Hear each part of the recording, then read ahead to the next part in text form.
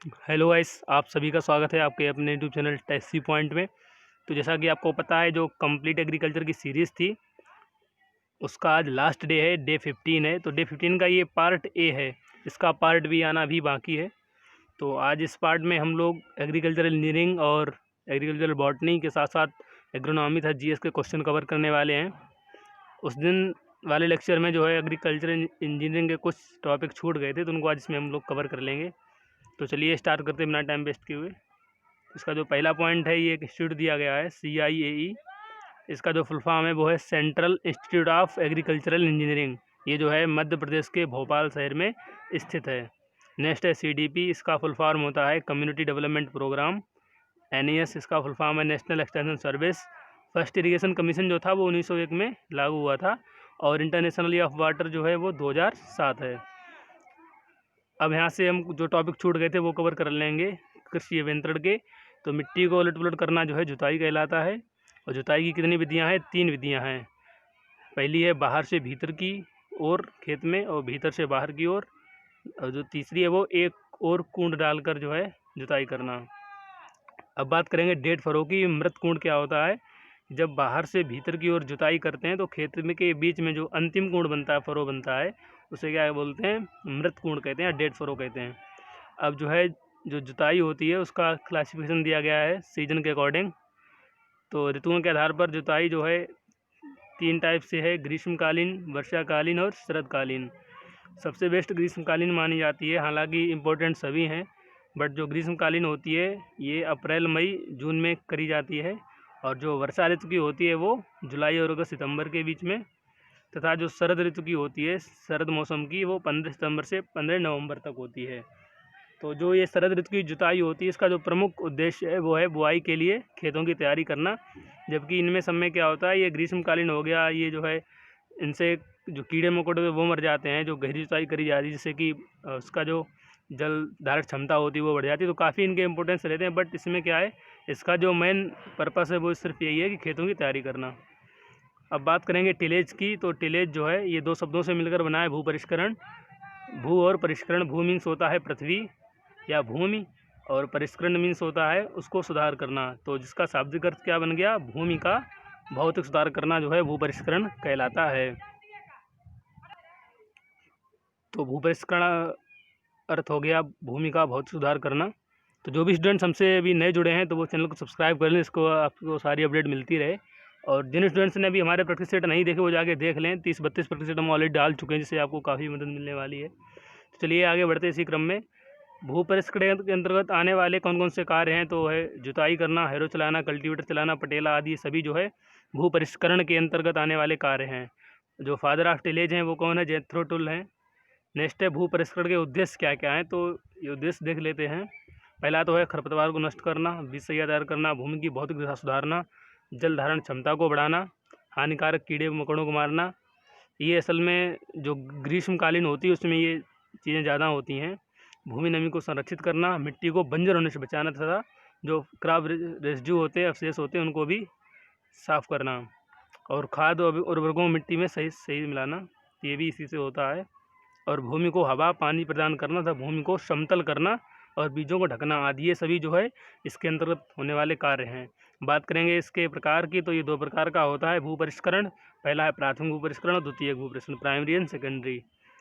तो जो प्राइमरी है वो क्या होता है कि बीज बोने के लिए अनुकूल खेत तैयार करने के उद्देश्य से भूमि को जोतना तथा उसे चूर्णित करना क्या कहलाता है? भू परिष्करण कहलाता है, प्राथमिक भू परिष्करण कहलाता है। इसके अंतर्गत जो है विभिन्न प्रकार के मोल्ड बोर्ड जो हल होते हैं तथा तवे वाले हलों का प्रयोग किया जाता है। मोल्ड बोर्ड मीन्स ये जो मिट्टी पलटने वाले हल होते हैं। नेक्स्ट है बीज सैया तैयार करने से लेकर फसल काटने तक जो भी कार्य करेंगे वो किस में आएंगे? द्वितीयक भू परिष्करण में आएंगे। और इसके जो यंत्र हैं वो कौन कौन से हैं? हो है, कल्टीवेटर हैं, और भी यंत्र होते हैं।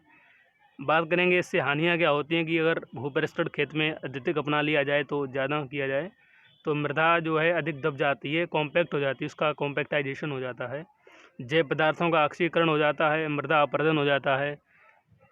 तो ये सब इसकी हानियाँ थीं। अब बात करेंगे यहाँ से जो शक्ति के स्रोत होते हैं, जैसे कि जो भी घर्नी पट्टे होते हैं उनके बारे में जानेंगे। तो शक्ति के स्रोत से शक्ति को उसके द्वारा जो भी मशीन है उस तक पहुँचाना क्या कहलाता है, शक्ति का प्रेषण कहलाता है। और इसकी जो विधियाँ हैं वो देख लेते हैं। पहला तो है सीधा चालन, इसमें जो है मशीन के अंदर ही किसी सिस्टम द्वारा डायरेक्टली जुड़ा रहता है, तो ये सीधा चालन हो गया। नेक्स्ट है पट्टे और घिरनियों के माध्यम से। तीसरा है दांतेदार पहिए और श्रृंखलाएँ, और जो चौथा है वो गियर के माध्यम से। ये तो उसकी प्रेषण की विधियाँ थीं। अब बात करेंगे घिरनी की चाल तथा आकार ज्ञात करने का सूत्र। तो ये होता है S D into H dash into D dash. आपको अगर इन चीज़ों में ज़्यादा अच्छे से जानना है तो आप हमें कमेंट में बता सकते हैं, जिससे कि हम आपको इस पर एक लेक्चर बना पाएँ। नेक्स्ट है 90 अंश पर शक्ति प्रेषण किया जाता है, तो बेवल गियर द्वारा 90 अंश पर किया जाता है। ये क्वेश्चन काफ़ी बार रिपीटेड क्वेश्चन है, तो आप ध्यान रखिएगा इस क्वेश्चन का। नेक्स्ट है ऋतु अनुसार श्रेष्ठ जुताई है। तो ग्रीष्मकालीन जुताई आपको हम पहले भी बता चुके हैं। धान की जो मड़ाई की जाती है वो पैडी थ्रेशर के द्वारा करी जाती है। अब यहाँ पर हम एग्रोनॉमी क्वेश्चन कवर करेंगे। तो oil percentage in field crops, तो देखते हैं। तो कोकोनट में कितना होता है, 60%। सीसैम में 46 से 52। ग्राउंडनट में जो होता है 44 से 50। कैस्टर में 35 से 58। सैफ्लॉवर जो कुसुम होता है उसमें 24 से 36। Rapeseed and mustard 33 and soybean 20।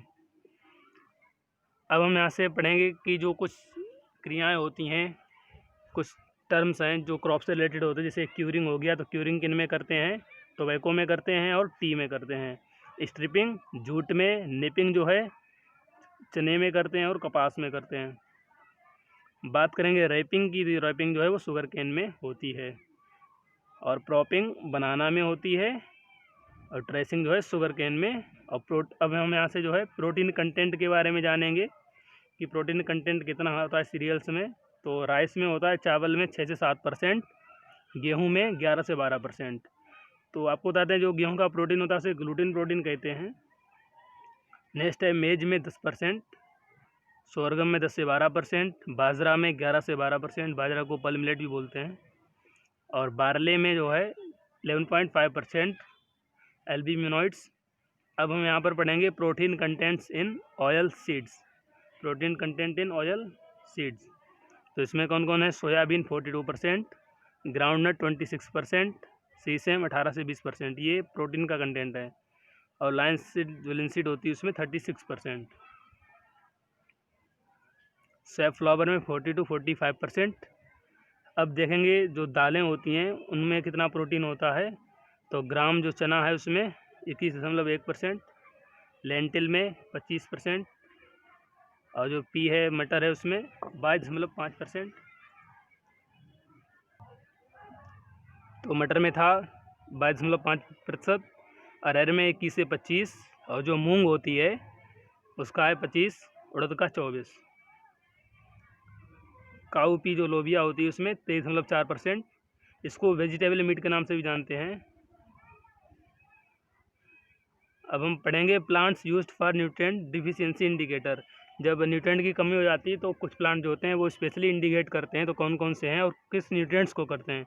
तो इस साइड जो है न्यूट्रिएंट्स होंगे और इस साइड प्लांट्स होंगे। तो नाइट्रोजन का जो इंडिकेटर है वो है कॉलीफ्लावर और कैबेज। फास्फोरस का है मस्टर्ड।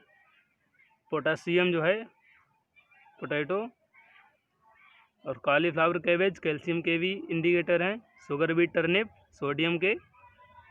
और सनफ्लावर बोरान का। और सोरगम जो है वो फेरस का, आयरन का। तो ये तो थे एग्रोनॉमी से। अब हम पढ़ेंगे की पॉइंट्स ऑफ बायोलॉजी।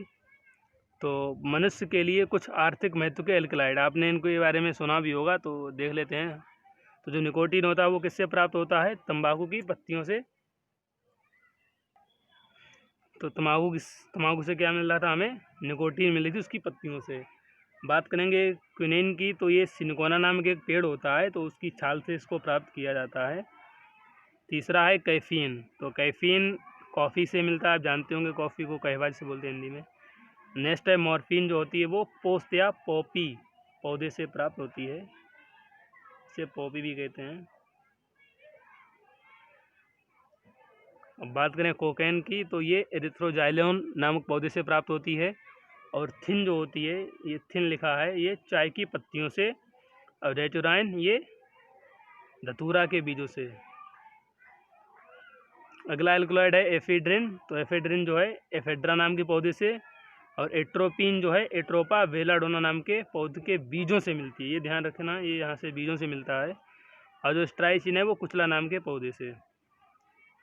अब यहाँ पर हम सिंगल वन लाइनर पढ़ेंगे। तो एमाइलोप्लास्ट का जो प्रमुख कार्य होता है क्या होता है कि स्टार्च का संग्रह करना।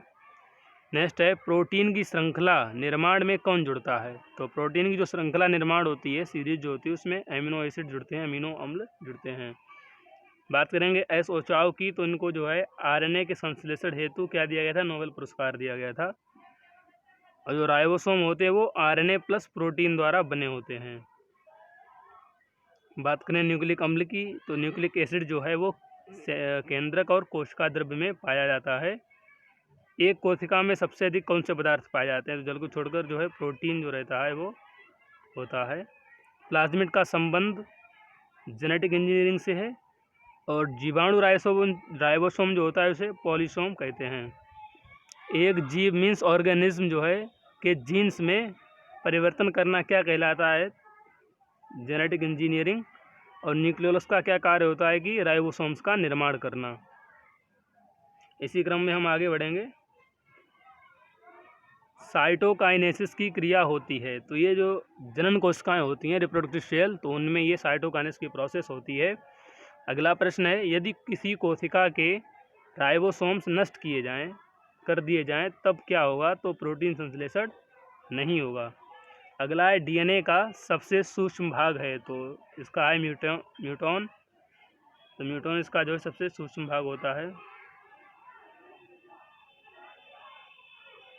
तो अभी स्टूडेंट्स नए हैं वो चैनल को सब्सक्राइब कर लें, इससे आपको सारी अपडेट्स मिलते रहें। अगला है प्रोटीन संश्लेषण स्थान पर अमीनो अम्ल किसके द्वारा ले जाए जाते हैं, तो टीआरएनए के द्वारा। किसके द्वारा, टीआरएनए के द्वारा।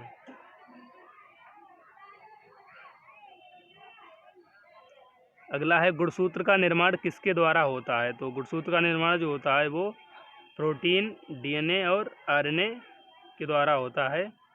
बात करेंगे कोडॉन की प्रेजेंस के ऊपर, तो ये एमआरएनए में उपस्थित होते हैं। और जो लाइट रिएक्शन होती है, प्रकाशिक अभिक्रिया, वो ग्रेना में होती है और डार्क रिएक्शन स्ट्रोमा में। तो ऐसे याद रखना, एलजी आपने देखा हुआ, एलजी काफ़ी बड़ा ब्रांड है, तो एलजी से क्या हो जाएगा, यहाँ एल से लाइट रिएक्शन और जी से ग्रेना, एलजी डीएस, डार्क किसमें, स्ट्रोमा में। तो इसे आपको याद रहे एलजी डीएस से। नेक्स्ट है माइटोसिस या समसूत्री विभाजन जो होता है उसकी सबसे लंबी अवस्था कौन सी है, तो प्रोफेज इसकी सबसे लंबी अवस्था है। अगला प्रश्न है कौन सा आरएनए कम समय तक रहता है, तो जो एमआरएनए मैसेंजर आरएनए होता है वो सबसे कम समय तक रहता है। अगला है क्रोमोसोम का अगला सिरा कहलाता है, तो क्रोमोसोम का जो अगला सिरा होता है वो टीलोमियर कहलाता है। जीन दूसरे किस नाम से जाना जाता है, तो जीन को सिस्ट्रॉन के नाम से भी जानते हैं। नेक्स्ट है कैरोटीन तथा जेंथोफिल किस में पाया जाता है, तो क्रोमोप्लास्ट। क्रोमोप्लास्ट को हिंदी में बोलते हैं वर्णील लवक, तो ये वर्णील लवक में होता है। अगला है टीआरएनए का संश्लेषण किस में होता है, तो टीआरएनए का संश्लेषण कहाँ होता है, न्यूक्लियस में। और अगला है दो समसूत्री विभाजन, दो माइटोसिस जो होती हैं उनके मध्य की जो अवस्था क्या कहलाएगी, इंटरफेज कहलाती है। अगला प्रश्न है जीन्स बने होते हैं, तो जीन्स जो है पॉलीन्यूक्लियोटाइड के बने होते हैं। नेक्स्ट है एलियोप्लास्ट का प्रमुख कार्य है, तो जो एलियोप्लास्ट होता है उसका जो प्रमुख कार्य वो है बसाव तेल का संग्रह करना, जो भी फैट होती है उसको स्टोर करना। नेक्स्ट है किस कोशिका में माइटोकॉन्ड्रिया तथा केंद्रक कला दोनों ही अनुपस्थित होती हैं, तो आपको बता दें ये जो है बैक्टीरियल जो सेल होती है उसमें ये दोनों अनुपस्थित होती हैं। अगला है मियोसिस में गुणसूत्र की संख्या आधी हो जाती है, 2n का n हो जाता है। अगला है बराबर भुजाओं वाले गुणसूत्र कहलाते हैं, तो जिनकी भुजाएं साइड्स बराबर होती हैं उनको मेटासेंट्रिक क्रोमोसोम कहते हैं। अगला है क्लोरोफिल पाया जाता है, तो क्लोरोप्लास्ट के ग्रेना में क्लोरोफिल पाया जाता है। नेक्स्ट प्रश्न है पौधों का मुरझाना दर्शाता है, मीन्स जो बिल्टिंग होती है वो क्या दर्शाती है कि अत्यधिक वाष्प उत्सर्जन पौधे में हो रहा है। अगला है गटेशन या बिंदु श्रवण किस क्रिया द्वारा होता है, तो ये रूट प्रेशर या मूलदाब के द्वारा होता है। इसी के साथ अगला प्रश्न है वाष्पोत्सर्जन की दर सबसे अधिक होती है, तो वाष्पोत्सर्जन की दर सबसे अधिक कब होती है, दिन में होती है। अगला प्रश्न है कोबाल्ट क्लोराइड पेपर विधि द्वारा निर्धारित कर सकते हैं, तो इसके द्वारा स्टोमेटा की स्थिति और आकृति, दो चीज़ें यहाँ पर कवर हो रही हैं। ये पूछा भी जाता है कभी कभी कि स्थिति और आकृति जो है कोबाल्ट क्लोराइड पेपर द्वारा निर्धारित कर सकते हैं।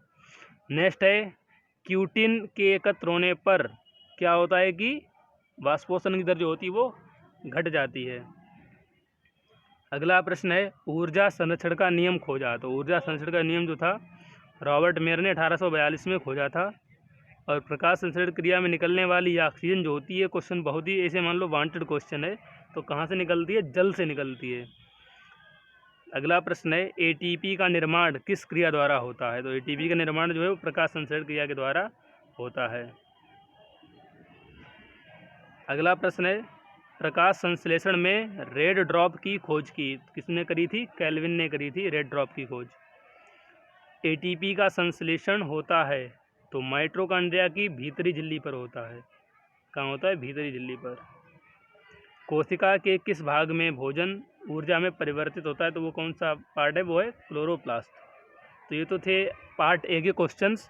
और जो भी स्टूडेंट इस वीडियो या सभी वीडियोस की पीडीएफ पाना चाहते हैं तो वो हमारे टेलीग्राम चैनल को विजिट कर सकते हैं, जिसकी लिंक हम डिस्क्रिप्शन में ऑलरेडी दे चुके हैं। तो हमसे जुड़ने के लिए धन्यवाद और इस सभी सीरीज़ को ज़्यादा से ज़्यादा शेयर करिएगा जिससे कि सारे स्टूडेंट्स का फ़ायदा ले पाएँ। तो मिलते हैं पार्ट बी के साथ, तब तक के लिए धन्यवाद। जय हिंद, जय भारत।